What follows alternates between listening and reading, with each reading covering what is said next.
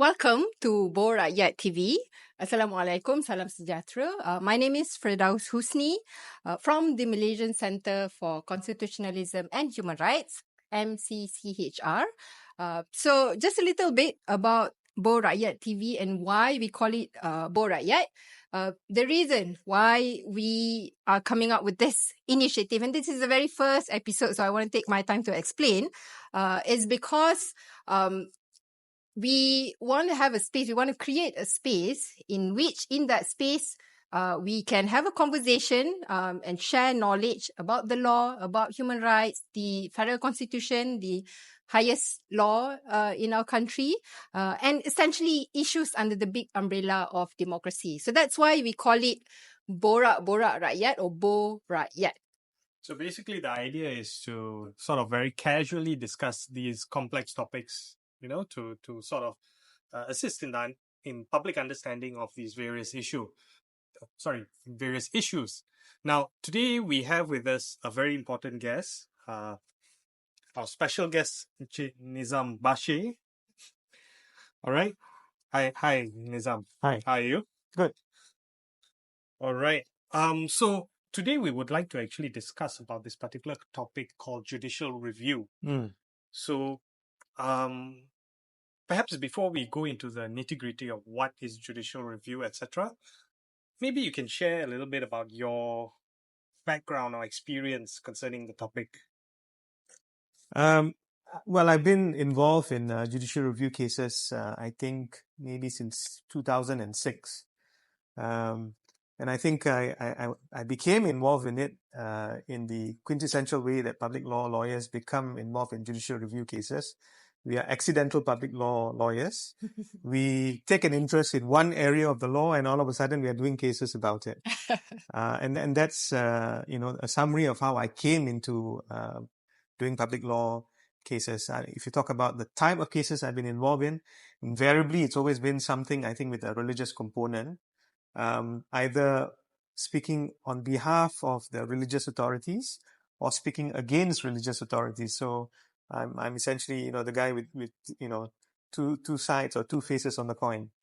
Yeah. So I suppose if the issue is, to my mind, I suppose contrary to public law, then I will speak up, either against it or in favor of it if it's pursuant to the rule of law as well. Yeah. So. All right. Okay. So let's say, people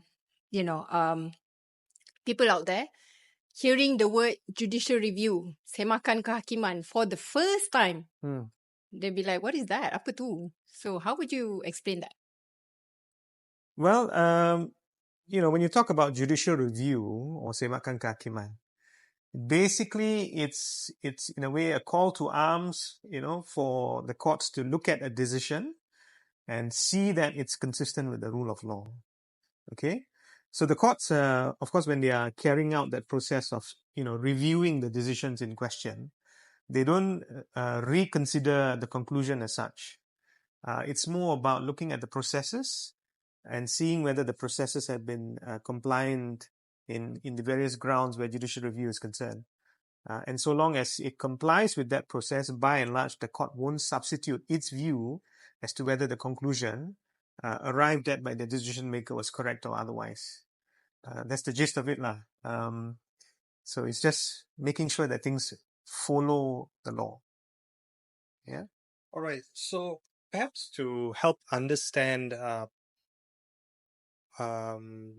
process, essentially, right? Just trying to understand, is there a specific class of people who can file for judicial review, or is it something which is can be filed by anybody and anyone? Yeah. In the bad old days, it used to be a bit more conservative. So standing was a big issue. But fortunately, the rules regarding standing has been relaxed a bit. Now all that matters is you are adversely affected by the decision. The phrase adversely affected, it can be a little bit vague, I suppose, when you're first reading it. But it simply means that although you don't have to have your private rights affected, by the same token, if it's like a spectrum of facts that can be in play. Yeah.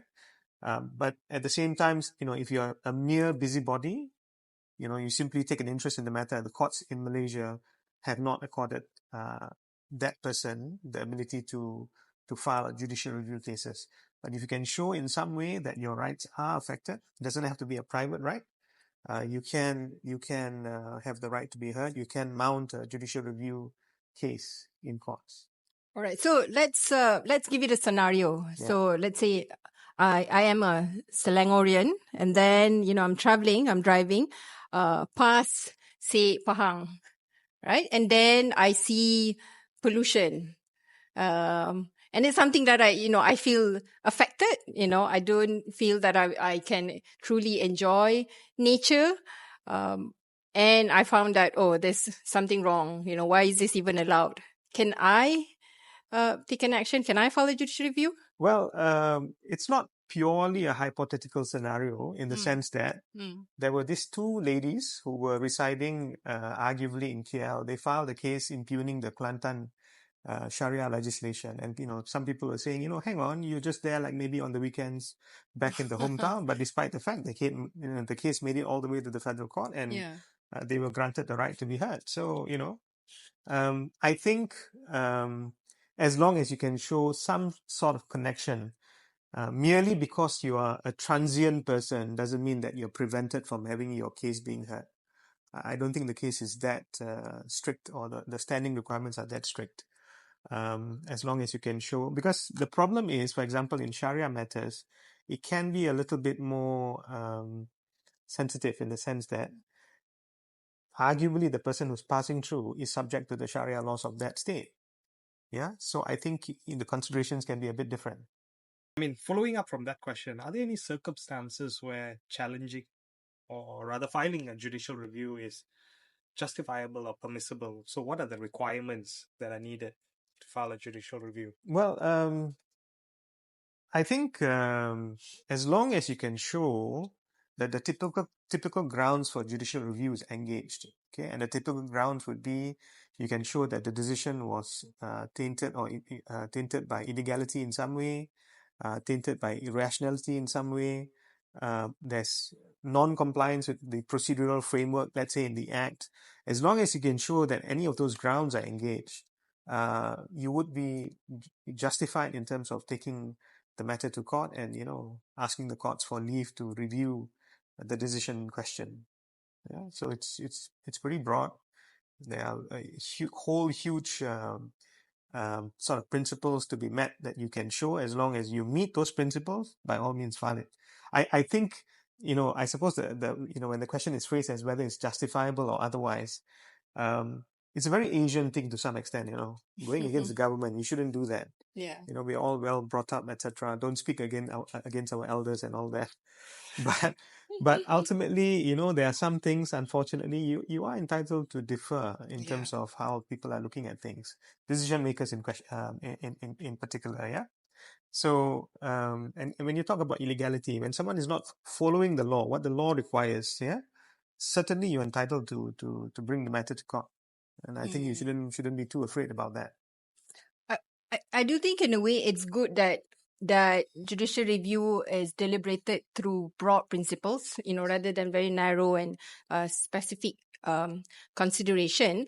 And taking on from that, I want to zoom in the discussions within the context of human rights. And so 2 questions. First would be, how do you think judicial review helps in the larger conversation of the promotion of human rights? And following up from there, I'm also asking, as MCCHR is part of a larger civil society in Malaysia, can NGO like MCCHR file a judicial review?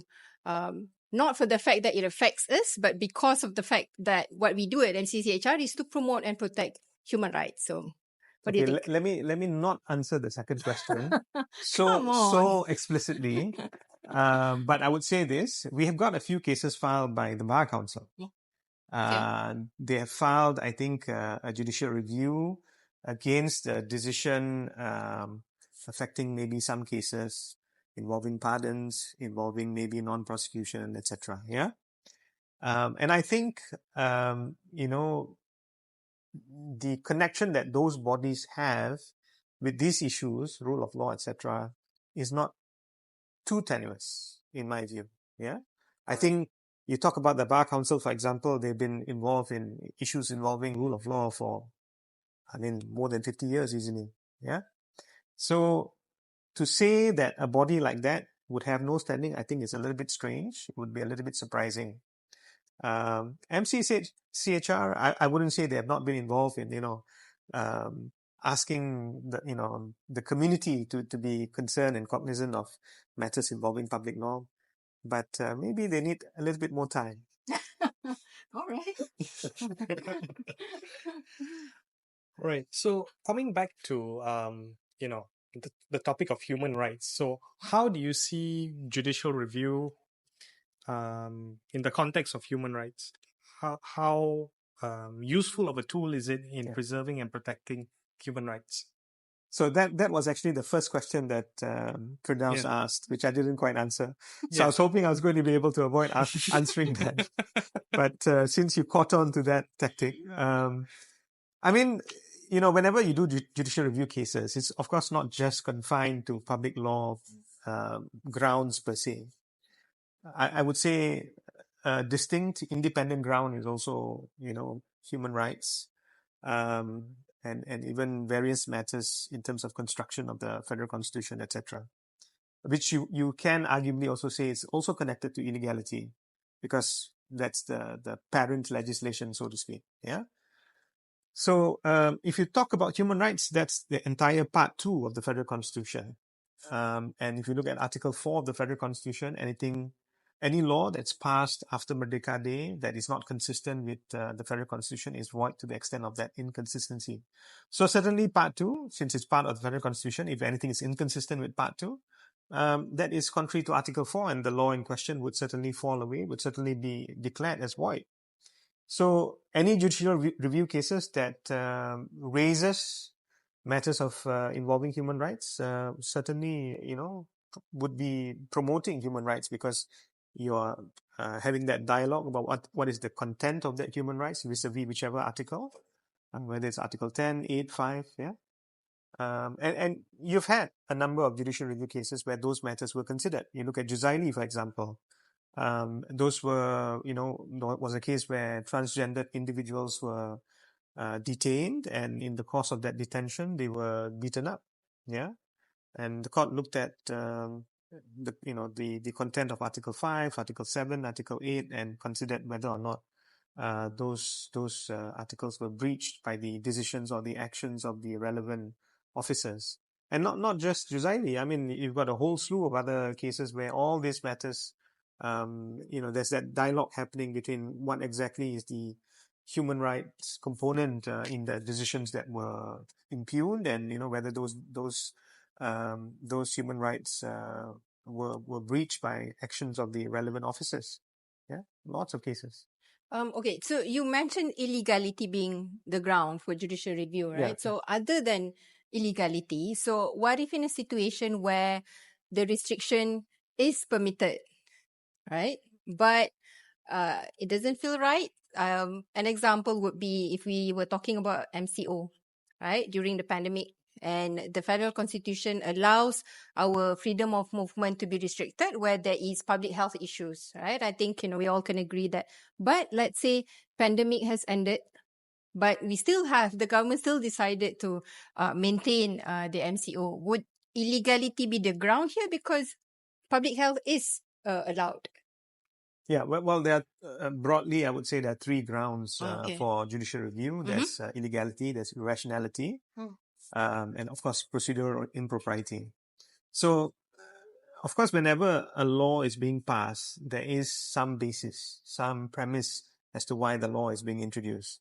In the context or in the scenario that you have posed, I suppose it would be irrational to say that those restrictions should still be in play when the facts relating to that is no longer there. Okay. Of course, we have, I think, some nostalgia where that is concerned. For 50 years, we had an emergency in Malaysia, Yes. So, but I think it's easier perhaps for those sort of decisions or legislation or policies to be tested because I think we are a bit more familiar with principles involving judicial review these days. I think you talk about the 50s, late 50s, early 60s. Even conversations about the Constitution, it was like reading a slightly different book, So it's good now that it's good that now I think when we're looking at cases coming these days, when you're talking about constitutional rights, etc., it's a bit easier. Judges are maybe a little bit more open, looking at whether it's a question of Article 10, issues of speech and expression. They're a bit more open to those conversations these days, as maybe in the 60s or 50s. Yeah, and that's understandable because we were young as a nation, and I think we were trying to find our feet. So it was very paternalistic in some ways. Let's protect the state, let the state grow. But I think now maybe that check and balance is in play, and judges, and I think we are a bit more prepared to impose some restraints. And I think we partly also because the landscape has changed these days with the internet. Yeah, people are a bit more exposed to things, controversial ideas, etc. And I think it's a good thing.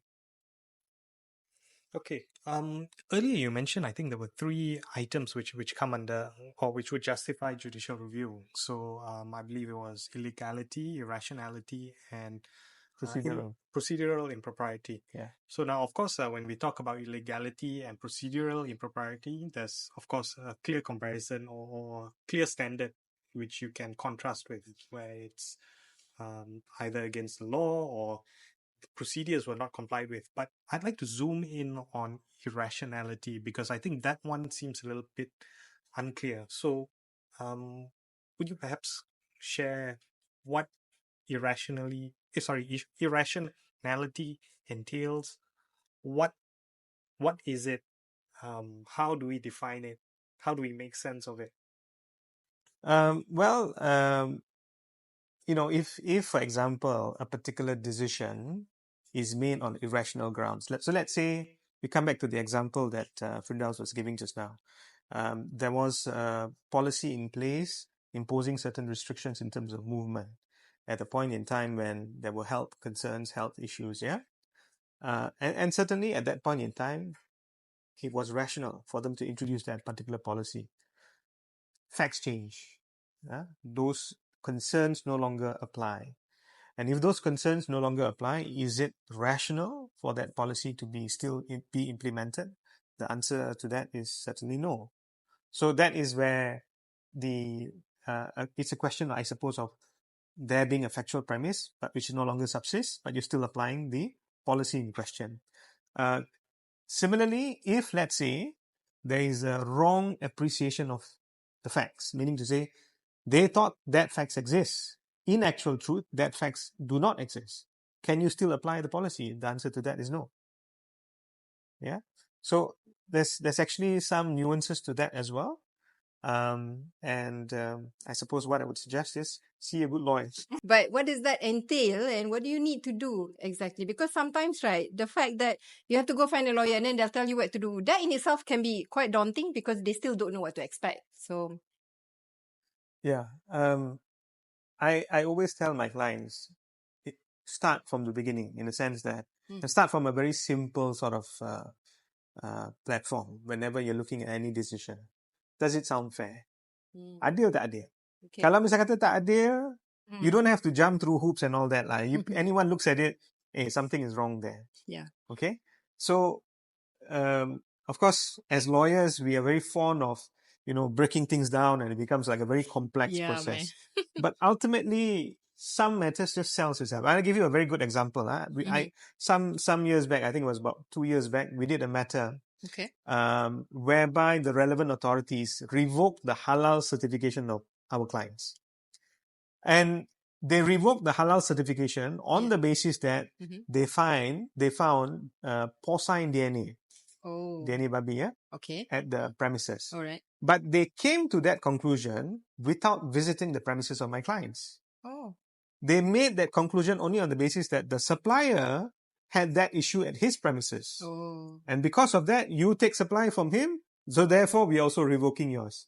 So, of course, they took the gentler approach. They went, the beradab, very traditional way, and basically said, tak apa, we satu and all that. But despite that, they didn't even reconsider that decision. So, ultimately, we took them to court, and it became so apparent to the judge who was listening to the matter that there was something wrong with what happened. We didn't even have to submit. We just sat down and he was submitting for us. And ultimately we got the order that we wanted. Oh, I see. It became a consent order, mind you, at leave stage. On what basis was that? This is a judicial review case, Judicial yeah? review And case, on yes. what basis is that? Procedural priority? Well, many grounds, including even illegality, because there were some Okay, I things they see. didn't comply with, as well as PI, in the sense that there were steps they were supposed to take in a relevant manual, including coming and taking samples. Samples also, there's a process for it. They didn't follow it. Oh, I see. Yeah. So the point I'm making is sometimes things can become so apparent in terms of whether it's right or wrong. You don't even have to go and see a lawyer and you will know that something is wrong. So in those kind of instances, for example, some of the Orang Asli cases that happened some time back, Sagong Tasi and all that, you had, essentially lawyers acting pro bono for that community and making sure that they got what was due to them in law. Yeah. So lawyers do good things.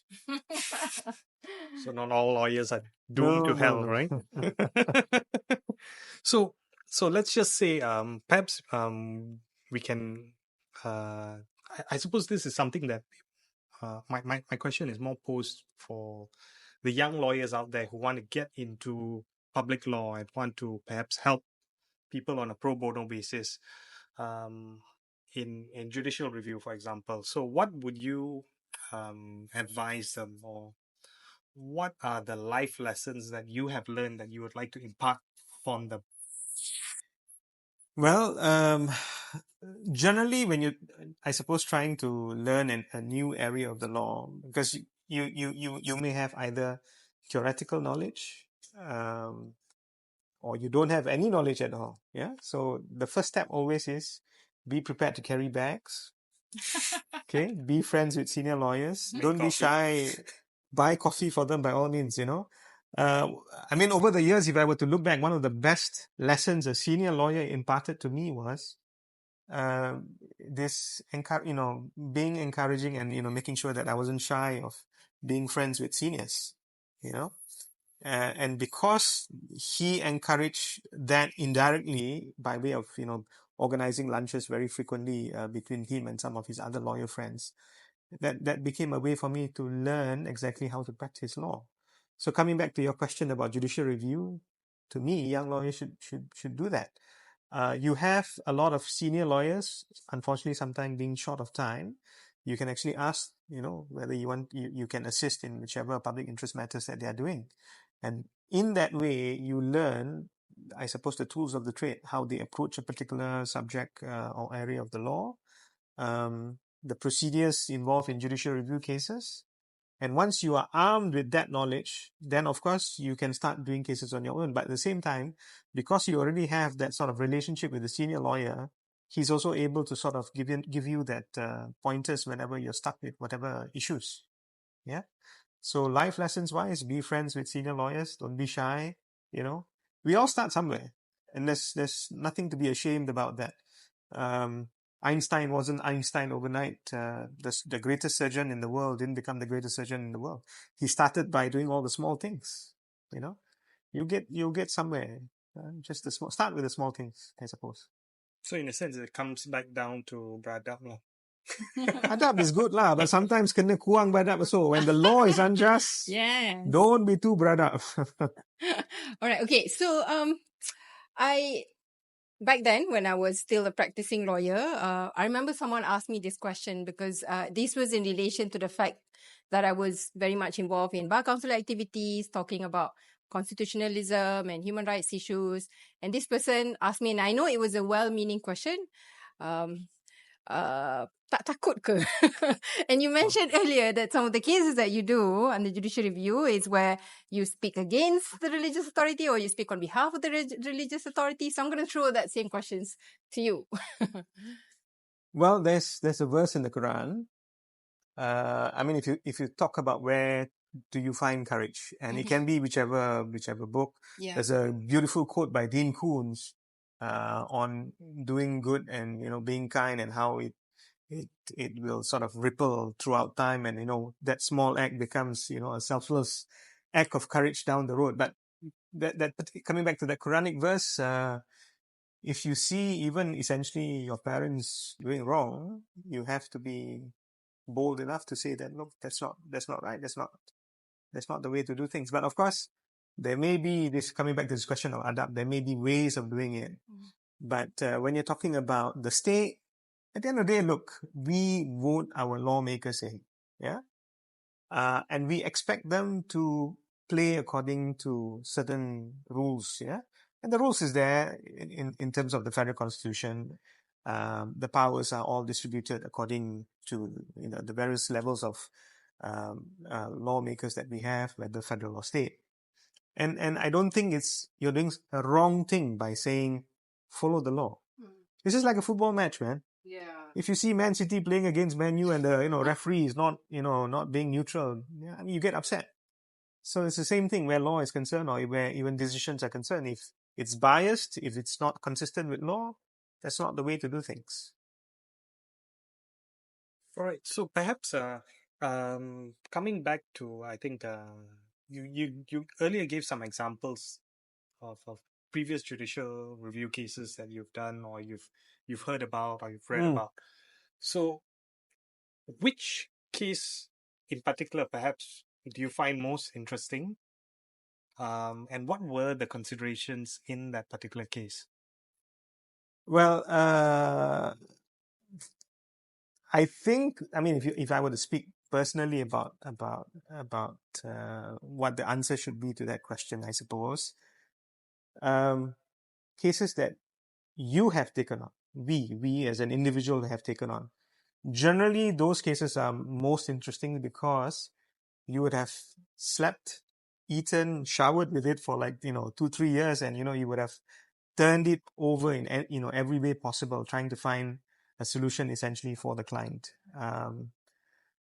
And sometimes you agonize about things, and as I mentioned earlier, the cases that come my way generally has got a religious component to it. So you agonize about being to some extent faithful to your articles of faith, I suppose. But at the same time, you're trying to ensure you balance that with how this person is dealing with whatever decisions the authorities have made, and how it impacts on their lives. One of the cases that I did some years ago was one involving a child out of wedlock, and what the naming laws were, which affected him. And the father, of course, wanted to pass his name to the child, so the child wanted to be, well, not the child, maybe the father acting in the, as a guardian of the child, wanted to ensure that the child has his name, been whatever the father's name was, yeah. But you see, and I had many parents calling me, on the phone, and just crying on the phone because they all accept, look, what they did was wrong, but why punish their child, and it was one of those matters where, I mean, you agonize quite a bit about it. Yeah, you want to do something that is, of course, right according to the dictates of your faith, but at the same time, you look at how it impacts on the life of that particular individual. Yeah. So those kind of cases, I suppose, and I'm sure it's the same if you ask other practitioners, what are the most interesting cases that they have done? It would be generally things that they sort of have argued along the way, because they probably have seen various facets, not just what is argued in court. Because you see things, I suppose, at a more personal level when you are spending time with that person, etc. Even when you're talking, I mean, that Juzaili case I was talking about earlier, Juzaili actually was a sequel. The first case actually happened in Malacca, which I argued. And you have to generally spend a bit of time with the individuals affected by the actions of the authorities, because you see how it impacts upon them. And, there's a lot of things that they will convey to you, which sometimes don't make it on paper, because some are emotional arguments. They're not legal arguments. And even in Juzaili's case, which I think was a more extreme version of what the community, the transgender community, have got to face. Meaning to say, I mean, whatever your issues may be in terms of the attire they wear, that's no excuse, no reason to beat them up. Yeah. So just because you may have the law on your side, it doesn't mean you can break the law by beating that person up, by preventing, for example, in some other cases, the right to counsel, which is what happened in Kasim Ahmad's case. Yeah. So sometimes I think the authorities tend to forget that. In that zest to apply the law, they sometimes unfortunately don't comply with the law. And I suppose when you're doing this sort of cases regularly, these are things you begin to see at a more micro level, I suppose. And sometimes you get a little bit enthusiastic also in trying to make sure that the law is adhered to by, I mean, whether it's authorities, whether it's the security guard at some corner somewhere. But sometimes it's also important to be a bit forgiving in some instances. Follow the law, but sometimes, otherwise you'd be like Moses and the baby, you split the child in two. Yeah. So it's only the mother that will say, don't do that. Yeah. So I suppose over the years, the one wisdom I suppose I've gained, 90% of the time, if you want to ask for a figure, follow the law, but 10%, be a bit more kind.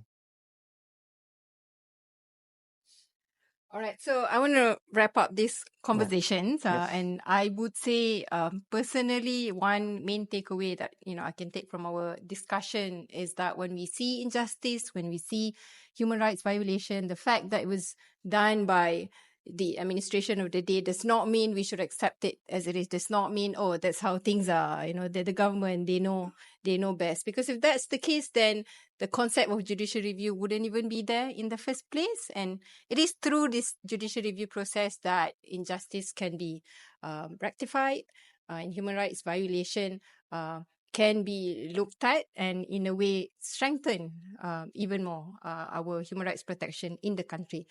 So I think that's what we have today.